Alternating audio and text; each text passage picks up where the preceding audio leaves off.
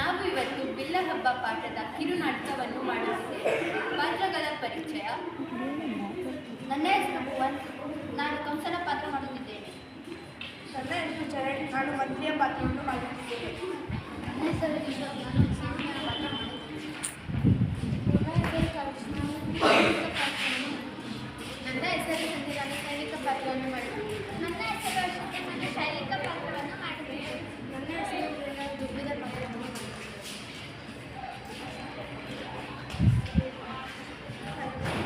ಮಹಾರಾಜರು ಬರುತ್ತಿದ್ದಾರೆ.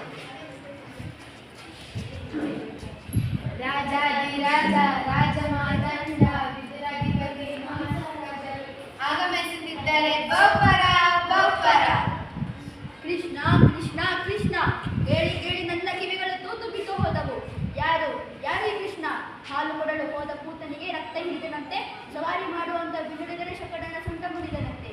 ರೇಣುಕ ಹಣ್ಣು ಬಡಿಯೋ ಬಡಿಗೆ ಆದ. ಅವನ ಕೈಯಲ್ಲಿ ಗುಣಾವರ್ತ ಆಟದ ಮುಗರಿಯಾಗಿ ಹೋದ. ಗೋವರ್ಧನ ಬೆಟ್ಟ ಕಷ್ಟೇ ಛತ್ರಿಯಾಗಿ ಹೋಯಿತು.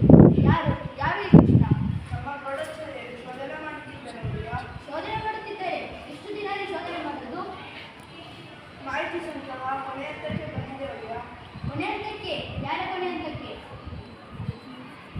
ಅವಿಬ್ಬರು ಎಲ್ಲಿ? ಇವರೇ ಒಳ್ಳೆಯ ಅವರು ಇವ ಶೈಲಿಕ ಎರಡು ಇಲ್ಲ.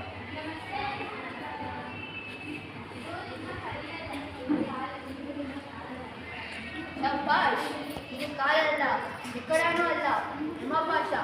ತಿಳ್ಕೊಳ್ಳಿ. ಏರ್ಪೆಲ್ ಆಗಿದೆಯೇ? ಹೌದು ಒಳ್ಳೆಯ ಮುಂದೆ ಬಾಗಿಲವಾಡಿ ಕಮಾನಿಯ ಕಿರುಗೊತ್ತು ಅಲಂಕಾರ. ಬಾಗಿಲವಾಡಿ ಕಮಾನಿಯ ಮೇಲೆ ರಾಜನ ಗೋಪುರ. ಅದೇನಾದ್ರೂ ತಲೆ ಮೇಲೆ ಇಟ್ಕೊಂಡ್ರೆ ಇಲ್ಲ. ಅದು ತಲೆ ಮೇಲೆ ಬಿಡ್ಬೇಕಲ್ಲ.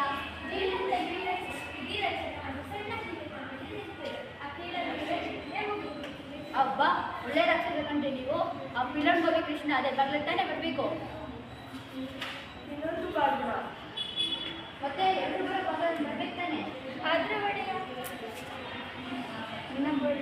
ನಿನ್ನ ಬುರುಡೆ ಒಡೆಯ ಸರ್ಕಾರ ಆಚೆ.